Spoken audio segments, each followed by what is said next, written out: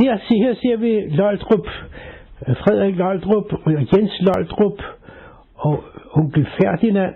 Og det her, det er gæster ved Inger Machekas bryllup. Her ser vi onkel Johannes, der står der, og det er Else Marie Lange Rasmussen, og det er Johannes, der står med ryggen til, og bagved står Alice Løjdrup. Og det har vi den gamle Løjdrup med den høje hat. Det er familien Macheka. Bobo Macheka, Rikke Macheka. Du gik den væk. Og dem kender jeg ikke. Men det er alle sammen bryllupsgæster. Der har vi brudparret. Det er Helge Ottsen og Inger Macheka nu Ottsen. De er begge døde. Og der har vi Axel Rasmussen og hans kone i midten, Else Marie født Løjdrup. Det er Johannes og Ellens søn, Jens Otto. Han døde her i 2009 for øvrigt. Det er hans morfar. Det er Johannes Lange med den yngste søn der. Og bagved sidder Else Rasmussen, og bagved onkel Johannes, der sidder Axel Rasmussen, og til højre, det tror jeg er Alice Løjdrup. Men jeg er ikke 100% sikker. Det er oppe i Humlebæk, i Sletten. Og der sidder til venstre for nede, der sidder Ellen Lange, mener jeg det er. Det er en herre, vi ikke kender. Men det var en af min fars, altså Axel Rasmussens venner, og de sidder ude ved Allégade 10 og får sig en stille øl. Og tjeneren, han står og nikker bifaldende i baggrunden.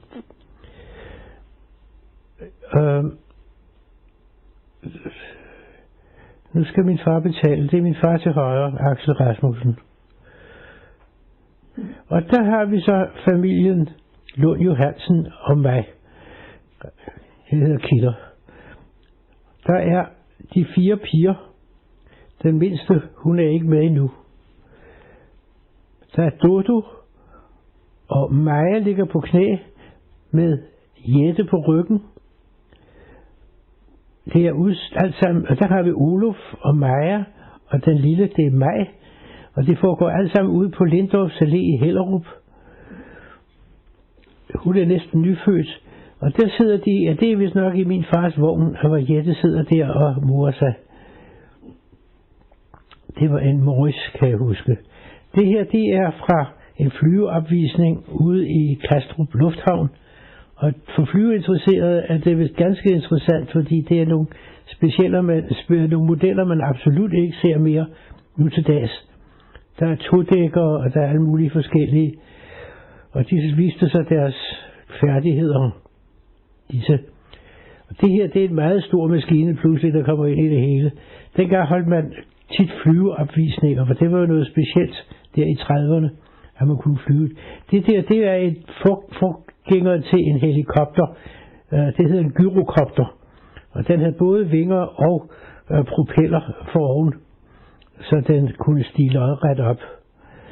Der ser vi den. Det er ude fra lufthavnen, Kastrup Lufthavn. I baggrunden ser vi Hammers Krudthus, hvor Hammer havde restaurant derude. Meget kendt restaurant derude. Og det er mig og min mor, der står der. Min mor i tidens mode. Det her, det er fra Hundested. Hundested Havn. Der var havnefest og opvisning i udspring fra en havnekran. På et tidspunkt er der en, der bliver hejst op i kranen og falder ned igen fra den også. Nej, det var ikke den. Men det er en meget fin opvisning. Der er en, der bliver hejst op i en grab der, og når hun kommer så et godt stykke op, så slipper hun, og så falder hun langt ned. Sådan. Der er flere, der hopper ud der.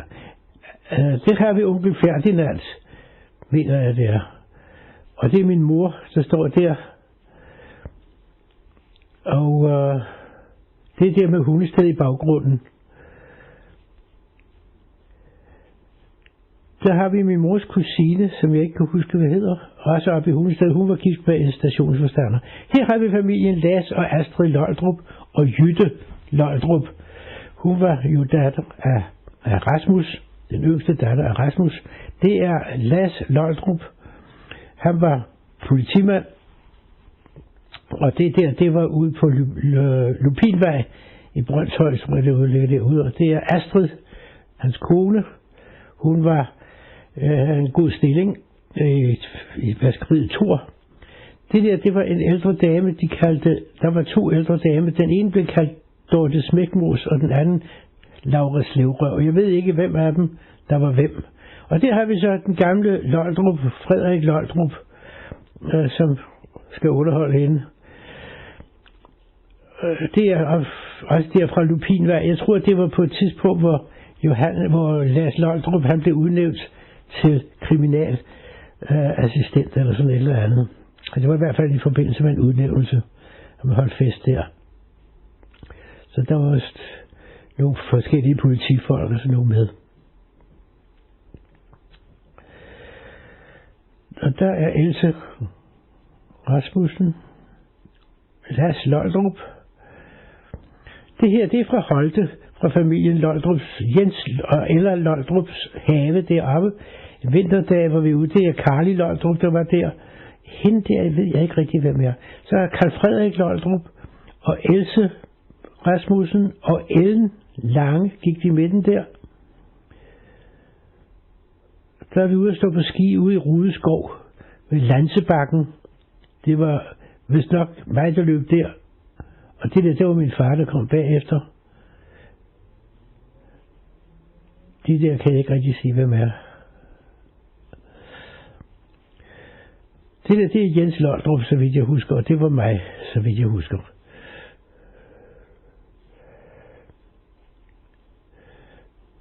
Og men det her, det ligger sådan 70-75 år tilbage, eller mere.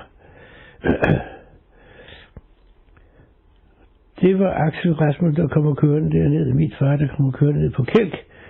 Det er Jens Loldrup. De er jo næsten døde, alle de mennesker, vi ser her. Men det er jo også lang tid siden. Alt sammen ude fra Rudeskov. Dengang stod man på ski i pluderbukser. Det er blevet det mere modent nu.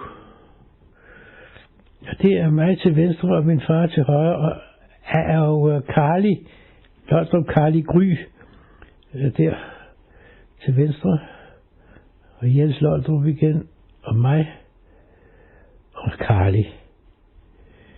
Og min far, det er igen ud fra Humlebæk, Sletten, det er onkel Johannes, med den mindste af drengene der, Svend Otto. Og det er Ellen, hans kone. De har lejet et hus derude ved siden af Slettenhavn, og der var et lille badebro, og der sidder så min mor, og det er det samme have, der går jeg, og det var et dejligt sted, de lejede der. Og der er Jørgen og Mogens. Mogens er den mindste der, og det er deres lillebror, Svend Otto.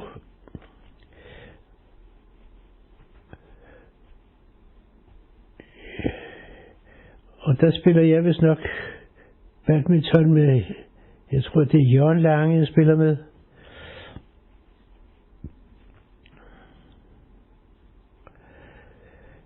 Det var et hushjælp, vi havde, som var kommet derud af en eller anden grund. Hun var meget glad for katte.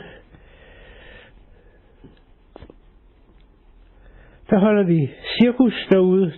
Det er mig i spejderuniformen, og så er der nogen, der er indianere, og nogen er cowboys, og de øver forskellige ting derinde, den store forestilling, og der har vi det spændende publikum, det spændte publikum, der sidder og venter på forestillingen skal begynde.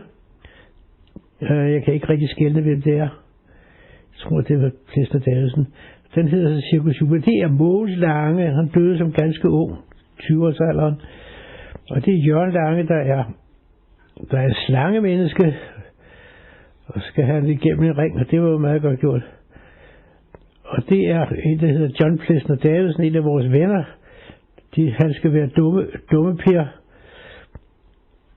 Og John Plesner Davidsen, det skal være den anden klovn. Og det er Jørgen Lange, der er Sprechstallmeister. På muren bagved, der sidder min mor, og jeg tror nok, at det er børnenes bedstefar der. Hassing, han hed Hassing.